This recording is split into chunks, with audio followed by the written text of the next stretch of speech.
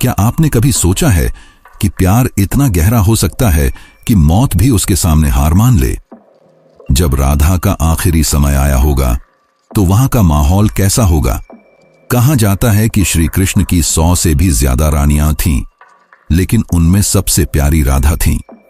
राधा वह थीं जो श्री कृष्ण के पास रहकर भी उनसे दूर थीं। आखिर राधा की आखिरी इच्छा क्या थी? श्री कृष्ण ने राधा को क्यों छोड़ दिया, जैसे उन्होंने अपने जीवन का एक हिस्सा खो दिया हो? क्या यह सब गांधारी के शाप की वजह से हुआ? क्या राधा और कृष्ण कभी एक हो पाए? आज मैं आप सभी को इन सवालों के जवाब देने जा रहा हूं। कुछ ऐसे रहस्य जो हम सबसे छिपे हैं। यह एक ऐसी प्रेम कहानी है जिसका न कोई शुरुआत है और न कोई अंत।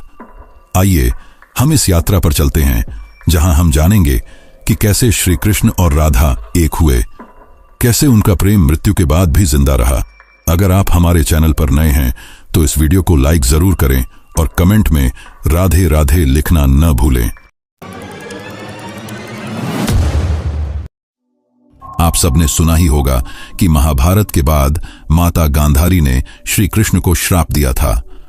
उसी श्राप के कारण द्वारका नगरी समुद्र में डूब गई और अंत में श्री कृष्ण ने भी अपना देह त्याग दिया। हम में से ज्यादातर लोग यही मानते हैं कि यहीं पर श्री कृष्ण की कहानी खत्म हो जाती है, लेकिन असल में ऐसा नहीं है। श्री कृष्ण और राधा रानी की एक अद्भुत प्रेम गाथा है जिसे बहुत कम लोग जानते हैं। बरसाना कोई आम जगह नहीं थी, यह एक पवित्र स्थान था। वहां की पुरानी पगडंडियों पर कभी श्री कृष्ण अपनी लीलाएं किया करते थे। आज भी वहां प्रेम, हंसी, बांसुरी की धुन और उस दुख की गूंज बाकी थी जिसने युगों युगों से प्रेमियों को जिंदा रखा है। लेकिन इस प्रेम कहानी की शुरुआत न बरसाने से होती है, न उन गलियों से। इसकी शुरुआत तब होती है जब राधा बूढ़ी हो चुकी थीं। उनका शरीर झुक गया था, लेकिन उनका मन आज भी पूरी तरह श्री कृष्ण का था। उनका दिल आज भी उनके लिए धड़कता था। जब कोई बांसुरी बजाता तो राधा के चेहरे का सारा दुख गायब हो जाता। उनका मन खुशी से भर जाता और एक हल्की सी मुस्कान छा जाती, जैसे पुरानी यादें फिर से ताजा हो गई हों। जब श्री कृष्ण ने मथुरा छोड़ा था तब राधा ने न तो कहीं शरण ली, न ही किसी से शादी की। वे अकेले रहने लगी। हर सुबह वे उठती, यमुना के किनारे जाती और जल चढ़ाती, फिर अपनी कुटिया में लौटकर श्री कृष्ण के आने का इंतजार करती। यही उनकी दिनचर्या थी। वे हर दिन यही करती, मानो उन्हें पक्का यकीन था कि कृष्ण जरूर लौटेंगे। गांव वालों को नहीं पता था कि राधा कौन है और कहां से आई हैं। वे उन्हें एक साध्वी समझते थे, लेकिन सभी जान गए थे कि राधा का सब कुछ श्री कृष्ण को समर्पित है, मानो उन्होंने अपना पूरा जीवन ही कृष्ण के नाम कर दिया हो। एक सुबह राधा अपनी आदत के मुताबिक यमुना तट पर जल चढ़ाने गईं। तभी उन्होंने आसमान की ओर देखा। चारों तरफ सन्नाटा छा गया। उनके दिल में एक अजीब सी हलचल हुई, जैसे पूरा ब्रह्मांड उन्हें कुछ बताना चाहता हो। उसी दिन वे अपनी कुटिया में तुलसी के पौधे के नीचे बैठ गईं और बोलीं, अब मेरे जाने का समय आ गया है, लेकिन मैं तब तक अपने शरीर को नहीं छोड़ूंगी जब तक श्री कृष्ण खुद मुझे विदा न करें। राधा ने कहा, मैं तभी इस शरीर को त्यागूंगी जब श्री कृष्ण मेरे सामने आएंगे और प्यार से मेरा नाम लेंगे, राधे। यह सुनकर गांव वाले हैरान हो गए। वे सोचने लगे कि इतना बड़ा राजा एक बूढ़ी औरत से मिलने क्यों आएगा, लेकिन किसी ने भी राधा की भक्ति पर शक नहीं किया। राधा ने अपना पूरा जीवन श्री कृष्ण के प्रेम में बिताया था। उनके दिल में आज भी कृष्ण के लिए अनोखा प्रेम था। उधर द्वारका में बैठे श्री कृष्ण का दिल सूना था। कहते हैं, सब कुछ पाने के बाद भी इंसान के पास कुछ नहीं होता। कृष्ण की भी कुछ ऐसी ही हालत थी, लेकिन उनके मन में एक अजीब सा खिंचाव था। उन्होंने अपनी आंखें बंद की और राधा की आवाज उनके कानों में गूंज उठी। उस पल उनके दिल को सुकून मिला, लेकिन आंखों में आंसू थे। उन्होंने सब कुछ छोड़कर तुरंत उस एकांत कुंज की ओर चल पड़े जहां राधा रानी उनकी प्रतीक्षा कर रही थीं। जब श्री कृष्ण वहां पहुंचे तो देखा कि राधा तुलसी के पेड़ के नीचे ध्यान में डूबी बैठी थीं। कृष्ण ने पुकारा, राधे। ये आवाज सुनते ही राधा की आंखें खुल गईं। उनके चेहरे पर खुशी की लहर दौड़ गई। राधा ने कहा, प्रभु, अब मेरे जाने का समय आ गया है। मेरी आत्मा अब शांति चाहती है। कृष्ण ने उनकी आंखों में देखा। उन आंखों में सिर्फ कृष्ण के लिए प्रेम था। न उसे शब्दों में बयां किया जा सकता था, न छिपाया जा सकता था। श्री कृष्ण ने राधा का हाथ थाम लिया। धीरे धीरे राधा की सांसें धीमी होने लगीं और उसी तुलसी के पेड़ के नीचे उन्होंने अपने प्राण छोड़ दिए। लेकिन यह अंत नहीं था। उसी पल एक ऐसा रहस्य जन्मा जिसे सुनकर आप हैरान रह जाएंगे। राधा रानी ने अपने शरीर को छोड़ दिया था और उनकी आत्मा को मोक्ष मिल चुका था, लेकिन उनके आखिरी शब्द अभी भी कृष्ण को भूल नहीं पाए थे। उनके अंतिम शब्द थे, जब इस धरती पर प्रेम का मतलब खत्म होने लगेगा, तब मैं फिर से जन्म लूंगी, मैं वापस आऊंगी, क्योंकि प्रेम हमारे जीवन का सबसे बड़ा हिस्सा है, इसे खत्म नहीं होने दे सकते। जहां राधा ने अपना शरीर त्यागा था, वहां एक नया पौधा उगा। यह पौधा ऐसा था मानो स्वर्ग से आया हो। यह तुलसी से भी ज्यादा चमकदार था। गांव के लोग इसे राधा वृक्ष कहने लगे और इसकी पूजा करने लगे। लेकिन किसी को नहीं पता था कि उस पौधे के नीचे एक रहस्यमय फल था। उस फल में राधा के दोबारा जन्म का रहस्य छिपा था, जिसे जानकर कोई भी हैरान हो जाए। कई साल बीत गए। समय के साथ लोगों के मन में प्रेम की जगह वासना ने ले ली। अब ऐसा समय था जहां लोग प्रेम का असली मतलब भूल चुके थे। वे सिर्फ अपनी इच्छाओं में डूबे रहते थे। तभी बरसाने के पास एक छोटे से गांव में एक किसान के घर एक लड़की का जन्म हुआ। उसका नाम रखा गया ललिता। ललिता कोई आम लड़की नहीं थी। उसे बिना सिखाए ही बांसुरी बजानी आती थी। जब वह बांसुरी बजाती तो पेड़ों के पत्ते हिलने लगते और पक्षी खुशी से नाचने लगते। गांव वाले उसे देवी का रूप मानने लगे। वे कहते, इसे देखकर राधा रानी की याद आती है। ललिता अब 7 साल की हो गई थी। एक दिन वह यमुना नदी के किनारे बैठी थी। तभी वहां से एक संत गुजरे। जैसे ही उन्होंने ललिता को देखा, वे रुक गए और बोले, वही आंखें, वही प्यारी मुस्कान, राधा तुम वापस आ गई। ललिता को अक्सर सपने में एक सुंदर श्याम रंग का पुरुष दिखता। वह कुछ बोलता नहीं, बस बांसुरी बजाता रहता। उसकी बांसुरी की धुन ललिता के दिल को छू लेती थी। वह पुरुष कोई और नहीं, स्वयं श्री कृष्ण थे। एक सुबह ललिता को फिर वही सपना आया। उसने अपनी मां से पूछा, मां, प्रेम क्या होता है? मां ने हंसते हुए कहा, तू अभी छोटी है, तुझे प्रेम का क्या पता। ललिता चुप हो गई, लेकिन उसे लग रहा था कि यह सवाल उसने पहले भी किसी से पूछा है, शायद पिछले जन्म में। एक दिन जब ललिता 13 साल की थी, वह यमुना के किनारे बांसुरी बजा रही थी। अचानक उसकी बांसुरी से वही धुन निकली जो श्री कृष्ण उसके सपनों में बजाया करते थे। जैसे ही वह धुन बजी, जमीन फट गई और उसमें से एक मूर्ति निकली।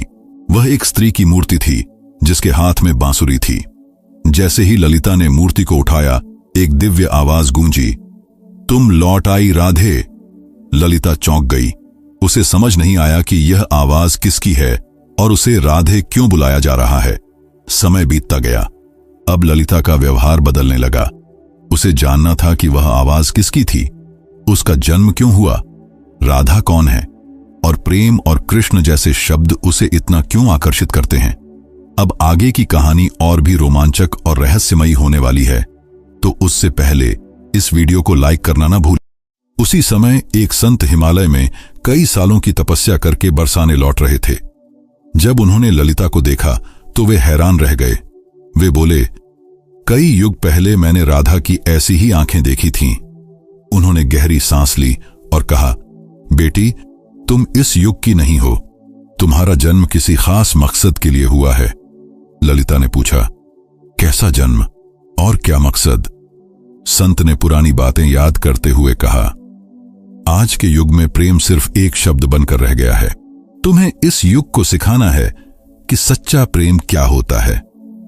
अब बरसाने की गलियों में एक नई कहानी शुरू होने वाली थी।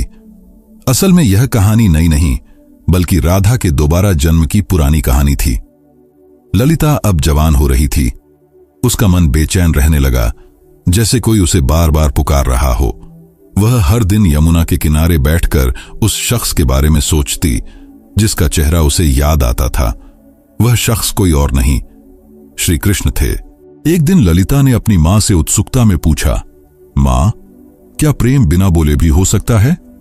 मां ने जवाब दिया, बेटी, सच्चा प्रेम वही है जो बिना कुछ कहे दिल से दिल तक पहुंच जाए। लेकिन ललिता का मन तो उस शख्स के लिए धड़क रहा था जिसे वह जानती तक नहीं थी, जिससे वह कभी मिली भी नहीं थी। एक दिन संत ने ललिता को अपने आश्रम बुलाया और कहा, राधा, अब समय आ गया है। कृष्ण ने इस युग में जन्म ले लिया है, लेकिन वे एक ब्रह्मांड के रूप में आए हैं। तुम्हें उन्हें ढूंढना होगा। ललिता खुशी से झूम उठी, क्योंकि जिस पल का वह सालों से इंतजार कर रही थी वह पल आ गया था। ललिता ने पूछा, संत जी, मैं कृष्ण को कैसे पहचानूंगी? संत ने जवाब दिया, जब तुम उनके सामने जाओगी तुम्हारा दिल खुद बता देगा कि वे कृष्ण हैं। लेकिन संत ने चेतावनी भी दी, यह युग बदल गया है। अब तुम्हारी परीक्षा और भी मुश्किल होगी। तुम्हें पूरे संसार से लड़कर प्रेम का असली मतलब समझाना होगा। श्री कृष्ण इस युग में एक युवा साधु के रूप में जन्म ले चुके थे, जिनका नाम था अनंतानंद। वे लोगों को उपदेश देते थे। कोई नहीं जानता था कि अनंतानंद असल में कौन है। वे अपने प्रवचनों में कहते, प्रेम का मतलब है त्याग और समर्पण। प्रेम शरीर का नहीं, आत्मा का रिश्ता है। उनके शब्द लोगों के दिल को छू जाते थे और लोग सुनकर रो पड़ते थे। लेकिन अनंतानंद भी अंदर से अधूरा महसूस करते थे। वे हर रात यमुना के किनारे बैठकर उस स्त्री की याद में खो जाते थे जो उनके सपनों में आती थी। एक दिन संत के कहने पर ललिता ने अपने माता पिता को प्रणाम किया और अपने उस अनजान प्रेम की तलाश में अकेले निकल पड़ी। उसके पास सिर्फ एक छोटी बांसुरी थी और मन में पक्का इरादा। वह गांव-गांव घूमती, कभी कथाएं सुनती, कभी साधुओं से मिलती, इस उम्मीद में कि उसे उसका प्रेम मिल जाए। लेकिन किसी साधु में वह चमक नहीं थी जिसकी उसे तलाश थी। कई दिन बीत गए, पर ललिता को उसका रास्ता नहीं मिला। एक दिन एक बूढ़ी औरत ने ललिता से पूछा, बेटी, तुम इधर उधर क्यों भटक रही हो? ललिता ने जवाब दिया, मैं किसी को ढूंढ रही हूं। बूढ़ी औरत ने ललिता को देखकर राधा की याद की और कहा, तुम बांसुरी बजाओ। जो तुम्हारे लिए बना है वह बांसुरी की धुन सुनकर खुद तुम्हारे पास आ जाएगा। ललिता गांव-गांव घूमती, बांसुरी बजाती। 8 गांव बीत गए, पर वह शख्स उसे नहीं मिला। फिर एक दिन ललिता एक पहाड़ की चोटी पर खड़ी होकर बांसुरी बजाने लगी। उसी पल कई मील दूर अनंतानंद की आंखें नम हो गईं। उन्हें वह धुन सुनाई दी। ललिता को भी लगा कि यह धुन उसे अपनी ओर खींच रही है, लेकिन वह अनंतानंद को ढूंढ नहीं पाई। अब वह थक चुकी थी, उसकी हिम्मत टूटने वाली थी। तब ललिता ने प्रण लिया, अगर अगली पूर्णिमा तक मैं उसे नहीं ढूंढ पाई तो यमुना के किनारे अपनी जान दे दूंगी। उस दिन ललिता ने आखिरी बार अपनी बांसुरी बजाई। उसकी धुन इतनी गहरी थी कि सुनने वाला भीग जाए। उसी पल हिमालय में बैठे अनंतानंद को वह धुन सुनाई दी। वे उस धुन को पहचान गए। इसके बाद अनंतानंद ने हिमालय छोड़ दिया। उसी रात ललिता को एक खास सपना आया। इस बार सपना साधारण नहीं था। इसमें राधा और कृष्ण यमुना के किनारे साथ बैठे थे। राधा ने कृष्ण से पूछा, प्रभु, क्या इस बार भी मेरी प्रेम कहानी अधूरी रह जाएगी? कृष्ण ने जवाब दिया, नहीं राधे, इस बार दुनिया को तुम्हारे प्रेम की पूरी कहानी दिखेगी। सपना टूटा और ललिता के मन में एक नई उम्मीद जागी। अब वह वहां पहुंच गई जहां अनंतानंद आने वाले थे, वृंदाधाम। वृंदाधाम कोई आम जगह नहीं थी। यह एक पवित्र स्थान था जहां कहा जाता है कि राधा रानी ने कसम खाई थी कि जब तक उनका प्रेम अधूरा रहेगा वे बार बार लौटेंगी। उसी समय वृंदाधाम में एक कथा चल रही थी जिसे अनंतानंद सुना रहे थे। ललिता वहां पहुंची और दूर से ही अनंतानंद को देखा। पीछे खड़ी ललिता उनके चेहरे को पहचान रही थी। उनकी आवाज सुनकर ललिता का दिल बेचैन हो उठा, जैसे कोई शांति उसे छू गई हो। उनकी बातें उसे बहुत प्रभावित कर रही थीं। अनंतानंद उस कथा में प्रेम के बारे में बता रहे थे। वे कह रहे थे, प्रेम वह नहीं जो आपके साथ रहे और आपके साथ जिए। सच्चा प्रेम तो वह है जो दूर रहकर भी आपके दिल के पास हो। वे यह बोल ही रहे थे कि उनकी नजर ललिता से मिली। दोनों एक पल के लिए मूर्ति की तरह रुक गए। अनंतानंद ने कथा छोड़ दी और ललिता की ओर दौड़े। ललिता ने धीरे से पूछा, क्या आज भी मेरी आवाज आपको सुनाई देती है? अनंतानंद ने उनकी आंखों में देखकर कहा, राधे, तुम आ गई। यह पल ऐसा था जैसे समय रुक गया हो, लेकिन इसके बाद जो हुआ वह और भी हैरान करने वाला था। अचानक आसमान में काले बादल छा गए। तभी एक साधु, जिनका नाम कुरंगनाथ था, वहां प्रकट हो गए। वे नहीं चाहते थे कि राधा और कृष्ण का मिलन पूरा हो।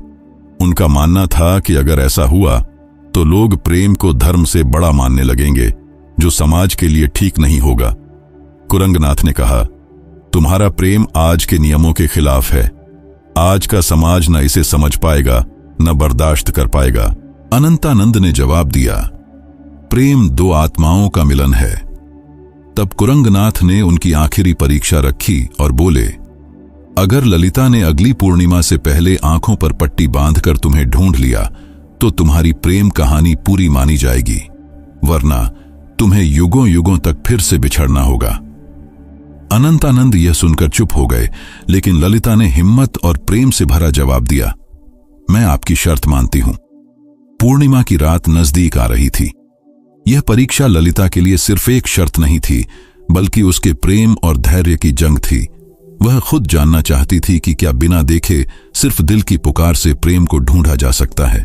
शर्त मानने के बाद ललिता ने अपनी आंखों पर पट्टी बांध ली और कसम खाई कि वह किसी को नहीं देखेगी जब तक उसका दिल उसे उसके प्रेम यानी श्री कृष्ण तक न ले जाए। कुछ लोग उसका मजाक उड़ाने लगे और बोले, आजकल की लड़कियां सिर्फ दिखावा करती हैं, प्रेम नहीं। लेकिन कुछ लोग ऐसे भी थे जिन्होंने ललिता का हौसला बढ़ाया। वे बोले, राधे, तुम इस युग में प्रेम को जरूर जीत दिलाओगी। उधर अनंतानंद एक सुनसान गुफा में ध्यान में डूबे थे। वे बार बार सिर्फ एक शब्द दोहरा रहे थे, राधे। वे न कुछ खा रहे थे, न कुछ पी रहे थे। उनके शिष्य घबरा गए और बोले, गुरुदेव, अगर आपने कुछ नहीं खाया तो आप जीवित नहीं रह पाएंगे। अनंतानंद ने जवाब दिया, मेरा जीवन तो सिर्फ राधे में बसता है। उन्होंने अपने शिष्यों को सख्ती से कहा, ललिता को मेरे ठिकाने के बारे में कुछ नहीं बताना और न ही उसकी कोई मदद करनी। वे भी जानना चाहते थे कि क्या इस युग में भी राधा सिर्फ अपनी आत्मा की पुकार से उन्हें ढूंढ पाएगी। ललिता ने आंखों पर पट्टी बांधी और गांव गांव घूमने लगी। वह हर साधु से पूछती, क्या आप अनंतानंद हैं? लेकिन कोई भी वह शख्स नहीं था जिसे वह ढूंढ रही थी। कुछ साधुओं ने झूठ बोला, हां, मैं ही अनंतानंद हूं। लेकिन ललिता का दिल उन्हें पहचान गया कि वे उसके प्रेमी नहीं हैं। एक दिन एक साधु आया और बोला, मैं ही अनंतानंद हूं। ललिता एक पल के लिए रुकी, लेकिन फिर बोली, आप में चमक तो है, पर वह आत्मा नहीं जिसकी मुझे तलाश है। उसी पल उस साधु ने अपना रूप बदल लिया। वह असल में कुरंगनाथ था, जिसने ललिता को भटकाने के लिए यह चाल चली थी। गुस्से में कुरंगनाथ बोला, तू अभी तक नहीं टूटी, आखिर कैसा प्रेम है तेरा? ललिता ने हिम्मत से जवाब दिया, मेरा प्रेम इस युग और तुम्हारी सोच से बहुत बड़ा है। इसे शब्दों में नहीं समझाया जा सकता। यह सुनकर कुरंगनाथ वहां से चला गया। ललिता ने हर जगह खोज की और आखिरकार उस गुफा के पास पहुंच गई जहां अनंतानंद ध्यान में डूबे थे। जैसे ही वह अंदर गई, उसे किसी खास मौजूदगी का एहसास हुआ। ललिता ने उन्हें पहचान लिया और अपनी बांसुरी उनके पैरों के पास रख दी। उसने पूछा, क्या आप वही हैं जिन्हें मैं ढूंढ रही थी? अनंतानंद ने बांसुरी उठाई और वही धुन बजाई जो ललिता को यमुना के किनारे और सपनों में सुनाई देती थी। फिर उन्होंने ललिता की आंखों की पट्टी खोली और कहा, राधे, इस बार भी तुमने मुझे अपने शरीर से नहीं बल्कि अपने दिल और आत्मा से पहचान लिया। दोनों की आंखों में आंसू आ गए। उनकी आंखों में कई सालों की थकान थी जो अब खत्म हो रही थी। तभी एक साधु आए और बोले, राधा और कृष्ण, तुम्हारा प्रेम तभी पूरा माना जाएगा जब समाज इसे स्वीकार करेगा, तभी यह रिश्ता पवित्र साबित होगा।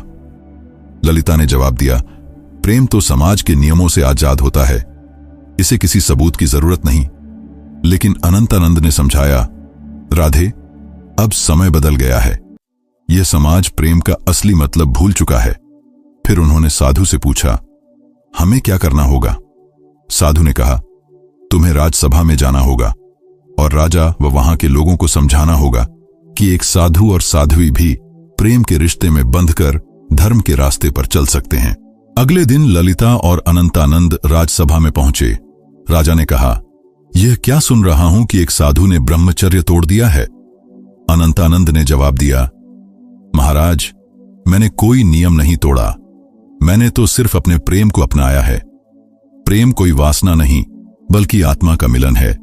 कई युग पहले जब राधा और कृष्ण ने प्रेम किया था तब भी समाज ने यही कहा था। फिर भी वे समाज की वजह से अलग रहे और समाज चुप रहा। ललिता आगे बढ़ी और बोली, मैंने इन्हें सिर्फ शरीर से नहीं बल्कि दिल से भी चाहा है। अपने प्रेम को साबित करने के लिए मैंने कठिन परीक्षा दी है। फिर ललिता ने कुरंगनाथ की शर्त और अपनी परीक्षा की पूरी कहानी सभा को सुनाई। यह सुनकर राजा और सारी सभा चुप हो गई। सभी को राजा के फैसले का इंतजार था। राजा ने कहा, जब मैं छोटा था मेरी मां मुझे राधा और कृष्ण की अमर प्रेम कहानी सुनाती थीं। जब मैं पूछता कि उन्होंने शादी क्यों नहीं की तो मां चुप हो जाती थीं। आज मुझे समझ आया कि शादी समाज का नियम है लेकिन प्रेम आत्मा का, इसलिए मैं इस प्रेम को मानता हूं। उस दिन से प्रेम की एक नई मिसाल बनी। कई युगों बाद राधा और कृष्ण का मिलन फिर से पूरा हुआ। तो दोस्तों, यह थी वह कहानी। अगर आपको यह पसंद आई तो हमारे चैनल को सब्सक्राइब जरूर करें ताकि हम ऐसी और भी शानदार कहानियां आपके लिए लाते रहें।